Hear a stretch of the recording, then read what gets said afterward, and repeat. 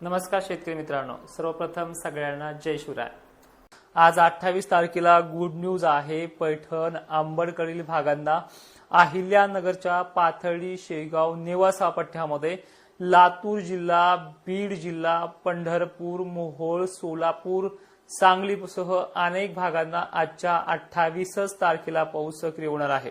धाराशिवच्या जवळपास बऱ्याच ठिकाणी जवळपास 60 ते 70% एवढी व्याप्ती आहे। कालपासून 27 पासून इथे सुरुवात झाली आहे। आज तिथे दुप्पट वाढ होणार आहे। म्हणजे जवळपास ज्या तारखेपर्यंत थांबायला सांगितलं तुम्ही निश्चिंत थांबलात, पण आता ह्या 28 तारखेची मध्यरात्रीपर्यंतची वेळ असू शकते। पण आज इथे होणारच। माजलगाव, वडवणी, केज, धारूर, बीड जिल्हा, त्याचबरोबर धाराशिवचे एकंदरीत बार्शी, लोहारा खुर्द, उत्तरेकडील कळंब वगैरे भाग, पंढरपूर सुद्धा आज बऱ्यापैकी घेणार आहे। वेळ मात्र दुपारची किंवा मध्यरात्रीची सुद्धा असू शकते, काळजी करू नका। जर आता मी हे जे नावं घेतोय ह्या तालुक्याला जर पाऊस नाही झाला तर उद्याच्या 29 तारखेला सुद्धा काही सोडलेले भाग घेईल, आणि जर नाही घेतले तर डायरेक्टली आपलं जे काही न्यूज आपलं हे जे चॅनल आहे ते अनफॉलो करून निघून जायचंय। कारण की सरळ सरळ सांगतोय की गेल्या वर्षी सुद्धा 8 ते 10 दिवस पाऊस बरसायला लागले होते आणि ती पद्धत ह्या वर्षीही लागू होते। पण हे बघा, दुष्काळ नाहीये, तुम्हाला पेरण्या नाहीत म्हणून तुम्हाला टेन्शन आहे हे मान्य करतोय, पण ह्या आजच्या दिवसातच चित्र स्पष्ट होऊन जाईल। आज बीड मध्ये बरेचसे भाग मध्यरात्रीपर्यंत कव्हर होतील, एवढी चांगली कंडिशन आज या अहिल्यानगरची आहे, बीडची आहे, सोलापूरची आहे, धाराशिवची आहे आणि सांगलीची सुद्धा चांगल्या पद्धतीने आहे। आता उद्यात बाकी उर्वरित भागांसाठी आज छत्रपती संभाजीनगरच्या वैजापूर, गंगापूर, पैठण, कन्नड, सिल्लोड, भोकरदन, जाफराबाद मध्ये राहिलेल्या गावांना काल पण सुरुवात केली, आजही तिथे सुरुवात करणार आहे। परतूर तालुका, घनसावंगी मधले सुद्धा जे काही राहिलेले गाव आहेत त्यांना कालही सुरुवात केली, काल पेंडवलता मध्यम ते सुद्धा चांगल्या पद्धतीने राहणार आहे। बीड पासून अंदाजे अंतर परतूर, इकडे माजलगाव, परळी वैजनाथ, पाथरी, सेलू, गंगाखेड, परळी, अंबाजोगाई, अहमदपूर, त्याचबरोबर सावंतवाडी, लातूर, बसव कल्याण पर्यंत पावसाचा व्याप्ती आज संध्याकाळपर्यंत आहे। गोविंद मुळे सर आज नांदूरघाट परिसर कोण्याही हालतमध्ये आहे, रात्रीची कुठेही वाजू द्या, काही अडचण नाही। जर नाही झाला तर उद्या तुमच्या भागात आपण प्रयोग सहज करूया। आणि विशेषतः ही माहिती तुम्ही इतरही शेतकऱ्यांपर्यंत पोहोचण्याचं काम करा। 2 वर्षापासून या चॅनलवरती काम करतोय, तर ह्या चॅनलचे 100K सबस्क्रायबर पूर्ण करायचे मी आज वैयक्तिक तुम्हाला बोलतो आहे, ते आपल्याला करायचे आहेत।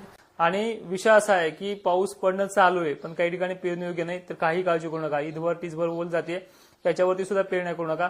पण हे 2 दिवस जे आहेत, कालपासून जी सुरुवात झाली 27ला, ही चांगल्या मोठ्या पावसाची आहे। वाऱ्यामध्ये बदल झालेला आहे, खूप चांगला आहे। पण या अगोदरही तुम्हाला सांगितलंय की विदर्भामध्ये काही असे भाग आहेत त्यांना पाऊस पेरणी करू दे नये। कानडी मंठ्या भागामध्ये तर पूर्णा नदीला पूर आलाय, पाणी आलंय, म्हणजे पहिलंच वर्ष आहे त्या भागामध्ये की पूर्णा नदीला पाणी आलंय, म्हणजे थोडा वेगळा बदल आहे। दुष्काळ परिस्थिती नाही ही तुम्हाला समजून जाईल। गेल्या वर्षी सुद्धा 12-13ला मान्सून सुरुवात झालेली आहे, पण मला अजूनही मी काल मेसेज चेक केलेत माझ्या चॅनलवरती की गेल्या वर्षी सुद्धा 5-6 जुलैपर्यंत अहिल्यानगरला थेंबही पाऊस नाही म्हणत होते, बरेच जण म्हणत होते, ते मेसेज मी चेक केलेत। तसंच ह्या वर्षी आता फक्त 5-7 दिवस झालेत पाऊस येऊन, इतक्या लवकर अपेक्षा करू नका। काही दिवसात आपला 100% व्याप्ती पूर्ण होणार आहे, पण आजच त्याची मराठवाड्याची आणि पश्चिम महाराष्ट्र, दक्षिण महाराष्ट्र व्याप्ती पूर्ण होऊन जाईल, ज्यामध्ये मी सोलापूरचा, लातूरचा, बीडचा, अहिल्यानगरचा, त्याचबरोबर सांगलीचा सुद्धा भाग याच्यामध्ये इन्व्हर्ट केला आहे। याच्यामध्ये चांगल्या पद्धतीने ते आता तालुक्या घेऊयात आणि सरासरी कुठे किती पाऊस होऊ शकतो बघूयात।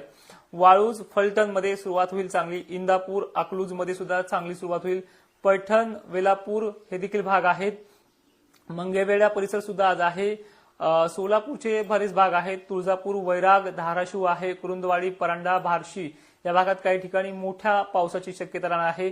लातूर, शिरूर, अंतपाल, उदगीर, अंबाजोगाई, उमरगा, बसव कल्याण, निलंगा पट्टा, भालकी पट्टा सुद्धा आज आहे। जामखेड, आष्टी, कडाष्टी, पाथर्डी, अहिल्यानगर, श्रीगोंदा, बीड, गढी हा देखील परिसर आहे।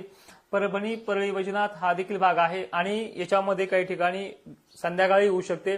पण असे काही भाग आहेत या पट्ट्यामध्ये की जवळपास इथे जास्तही पावसाची शक्यता राहू शकते आणि आजची रात्र आणि उद्याची रात्र फायनल आहे, त्यामध्ये पाऊस होईलच. पण आजच या भागांना जे नाव घेतोय तिथे पदार्पण होणार आहे. सगळ्यात महत्वाचे अजून एक सांगतो की बऱ्याच शेतकऱ्यांना माझे अंदाज आवडतात, पण ते लाईकच्या माध्यमातून कळतं की 2000 शेतकऱ्यांना ते आवडतात. तर तुम्हाला माझे अंदाज आवडत असतील तर लाईक करा, कारण की बऱ्याच शेतकऱ्यांपर्यंत ते मेसेज पोहोचतो. मालेगाव, धुळे या भागाच्या अनेक भागांमध्ये सुद्धा आज संध्याकाळी कोणत्याही क्षणी पाऊस येईल, कारण की बंगालच्या उपसागरातला कमी दाबाचा पट्टा पूर्वेकडनं दक्षिणेकडे टप मारतोय. म्हणजे आता उत्तरेकडनं दक्षिणेकडे पाऊस येण्याचे रास्ते बनलेले आहेत. ज्यावेळेस दक्षिणेकडनं आभाळ निघते किंवा पश्चिमेकडनं आभाळ निघते त्या आभाळामध्ये वारे असतात, ह्या आभाळामध्ये वारे नाहीत. गरमीच्या लेवलसह पाण्याच्या मोठ्या थेंबाची जाडीसह हे आगमन करणार आहे. यामध्ये आज चंद्रपूर, नागपूर भाग देखील आहे. भोकरदन, जाफराबाद, जालन्याच्या पट्ट्यासह अशा पद्धतीने हा पाऊस आहे. मुंबई, कोकण किनारपट्टीला तर तुफान पावसाची शक्यता राहणार आहे. तर हा झाला 28 तारखेचा आढावा.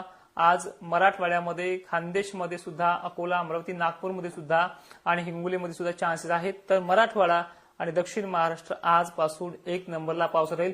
बरं ठीक आहे, आता इथून सुरुवात झाली, मग 1 दिवसाचा आहे का? तर नाही. 29 तारखेला सुद्धा जे याच्यामधनं सुद्धा काही पेंडवता झाला किंवा चांदणबरी झालाय, तर त्यांना सुद्धा परत 29 तारखेला 90% एवढी बार्शी, पंढरपूर, साताऱ्याच्या बऱ्याच भागाची, सांगलीची, सोलापूरची आणि बीडची एवढी व्याप्ती राहणार आहे 29ला. आणि हा पाऊस खाली लातूर, बीड भाग देखील कव्हर करणार आहे. म्हणजे 2 दिवस सलग शिरूर तालुका सुद्धा सह याच्यामध्ये आहे.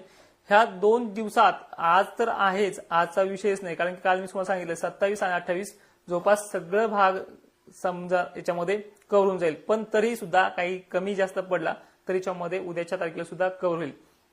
धारूरला दुष्काळ पडला की नाही पडला हे ह्या 2 दिवसात समजून जाईल तुम्हाला, कारण की विदर्भाच्या अनेक भागांमध्ये ही परिस्थिती आहे की ते पेरण्या करता येत नाही आणि 8 दिवसाच्या पावसावर पुढे दुष्काळ डिक्लेअर होत नाही.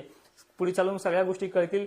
आणि सगळ्यात महत्वाचं म्हणजे हे पहा, तुम्ही गेल्या वर्षीचे सुद्धा माझे जे काही कमेंट बॉक्स आहेत जुलै महिन्याच्या 4-5 तारखेपर्यंतचे, तर त्याच्यामध्ये सुद्धा ह्या उदगीरचे मेसेज होते, धारूरचे मेसेज होते की आम्हाला थेंबही नाही.